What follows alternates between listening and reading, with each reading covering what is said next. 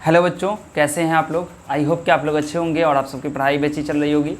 तो आज की वीडियो में हम लोग करने वाले हैं क्लास 10th की मैथ का एक्सरसाइज 5.3।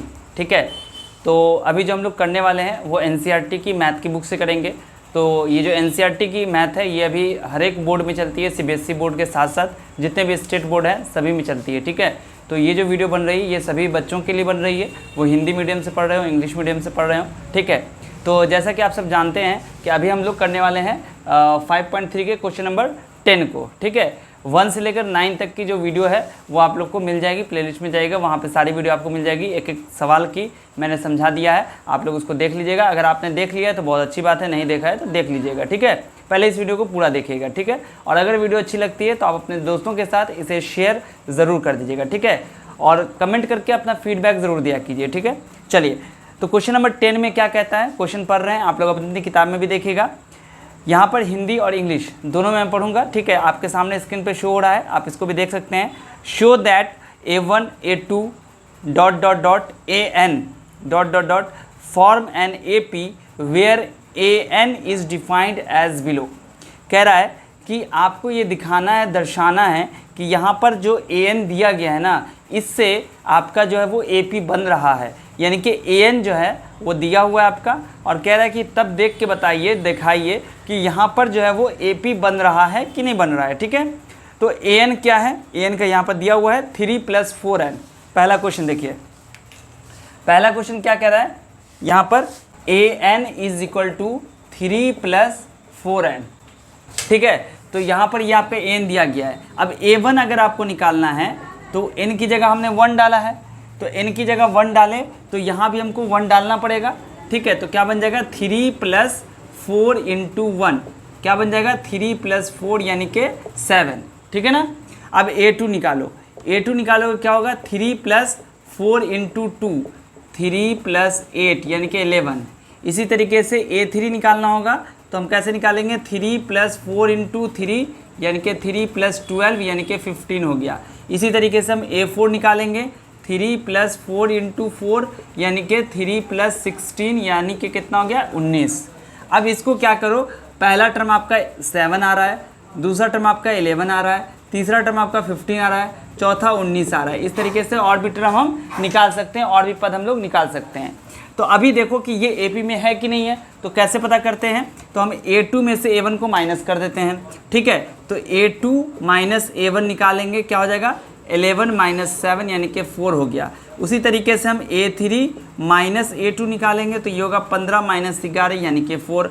उसी तरीके से हम A4 - A3 निकालेंगे, तो ये होगा 19 - 15 यानी कि 4। तो सब में हमको सेम आ रहा है, यहाँ पर लिखेंगे चूँकि सिंस D इज सेम, सो इसलिए क्या हो जाएगा इट इज़ इन AP। ठीक है, इट इज़ इन AP यानी कि ये एक क्या है हमारा AP में है। ये जो हमारा AN दिया गया था, AN की वजह से हमने जो A1 A2 A3 A4 निकाला, तो यहाँ पे हमने देखा कि ये हमारा जो 7 11 15 19 है ना, ये क्या है, ये एक AP में है। तो बच्चों अब हम लोगों ने जो यहाँ पर ये शो कर दिया कि ये एक AP में है। अब आपके पास उसी में नीचे देखिएगा, उसी क्वेश्चन में, मतलब 10वां क्वेश्चन को ही देखिएगा ध्यान से, तो नीचे में लिखा हुआ है कि also find the sum of the first 15 term in each case. तो बच्चों हम लोगों ने तो यहाँ पर दिखा दिया। अब आपको क्या करना है, इसी AP का, ये जो AP है ना, ये AP, इसी AP का आपको SN निकालना है। ठीक है, तो SN के लिए आपके पास क्या होना चाहिए, यहाँ पर कह रहा है कि यहाँ पर देखो हम इस तरह बना रहे हैं। ठीक है, आपको निकालना है SN बराबर क्या होता है n/2 2a + n - 1 d, ये फॉर्मूला होता है। यहाँ पर a की वैल्यू क्या हो जाएगी, a की वैल्यू देखो, यहाँ पर पहला टर्म कौन है 7, तो यहाँ पर हम लिख देते हैं a = 7। इसके बाद ये हमने क्या निकाला है अभी, ये देख रहे हो 4 4 4, ये हमारा d है, तो d बराबर क्या हो जाएगा 4, और n बराबर क्या है, तो कह रहा था फर्स्ट 15 टर्म, इनके पहले 15 पदों का योग निकालना है, तो n हमारा 15 हो जाएगा। ओके, समझ में आया। अब n की जगह हमको क्या रखना है 15/2। ठीक है, उसके बाद 2 × a कितना है, a हमारे पास 7 प्लस n कितना है, तो 15 - 1, और d कितना है 4, तो 4 रखेंगे। अब देखो यहाँ पर क्या हो जाएगा 15/2, 7 दूनी कितना होगा 14, प्लस 15 में से 1 गया 14 गुने 4, क्या बन जाएगा ये 15/2, और ये हो जाएगा 14 प्लस 14 चौके कितना होता है 56, और इसको जब जोड़ोगे तो ये आएगा आपका 56 4 60 10 70, और ये कट जाएगा ना 35 दूनी 70, तो कितना आ गया 15 को 35 से गुना करोगे तो 15 5 75, 15 3 35 45 और 7 52, 525, ये आपका आंसर हो गया। ठीक है, आई होप कि आपको समझ में आ गया होगा। ओके, चलिए अब चलते हम लोग नेक्स्ट क्वेश्चन की तरफ। तो यहाँ पर आपका जो है सेकेंड क्वेश्चन में an दिया हुआ है, an आपको दे दिया है, जैसा पहला क्वेश्चन में किए थे ना, जस्ट वैसे ही काम करना है। तो यहाँ पर हम लोग a1 निकालेंगे पहले। तो a1 निकालने के लिए क्या करना होगा 9 - 5 × 1, यानी कि 9 - 5, तो कितना आ गया 4। उसके बाद a2 निकालेंगे तो क्या होगा 9 - 5 × 2, तो 9 में से 10 माइनस करेंगे तो आएगा -1। फिर a3 निकालेंगे 9 - 5 × 3, तो 9 - 15 हो गया, 5 3 तो 15 में से ना गया 6 -6। a4 निकालेंगे तो 9 - 5 × 4, यानी कि 9 - 20, यानी कि होगा -11। तो हमने a1 a2 a3 a4 निकाल लिया। आप आगे भी निकाल सकते हो, लेकिन ज़्यादा निकालने की कोई ख़ास ज़रूरत नहीं है।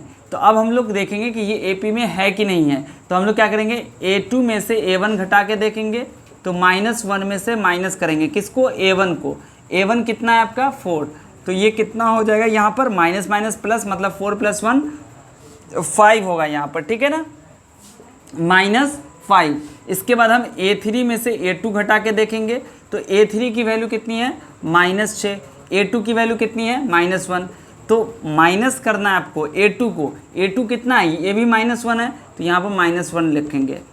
-6 माइनस +1, यानी कि कितना हो गया माइनस प्लस माइनस होता है, यानी कि 6 में से घटा के निकालेंगे हम 5, और 6 बड़ा है, इसके पहले माइनस है, माइनस लगा देंगे।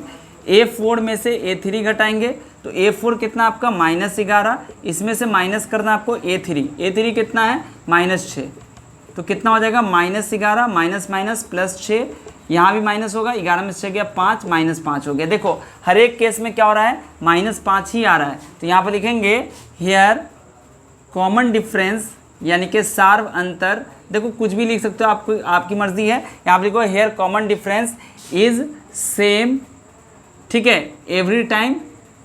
ठीक है, सो क्या हो जाएगा दिस इज इन AP, यानी कि यहाँ पर सार्व अंतर जो है वो सेम है।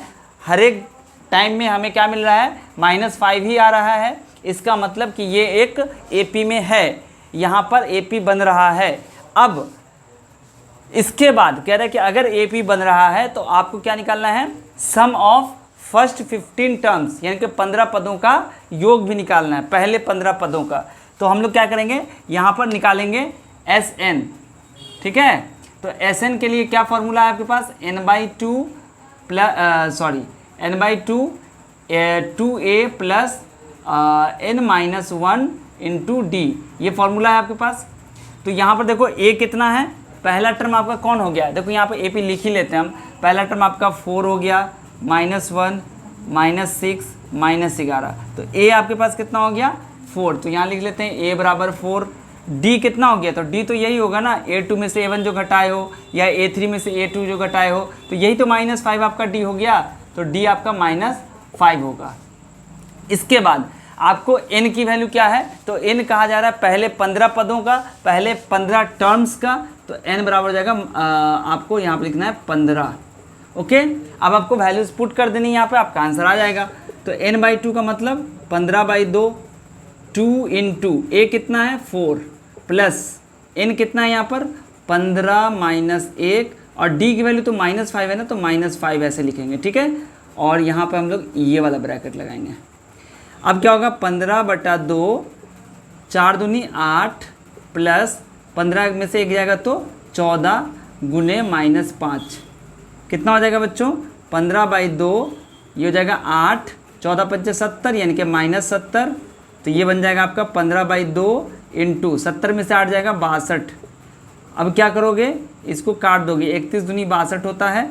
अब 31 से गुना करो 15 को, लेकिन माइनस आपको रखना ज़रूरी है, ठीक है, क्योंकि एक यहाँ पर 31 के पहले माइनस है। 15 कहीं 15, 15 से 45 एक 46, ये आपका आंसर हो गया।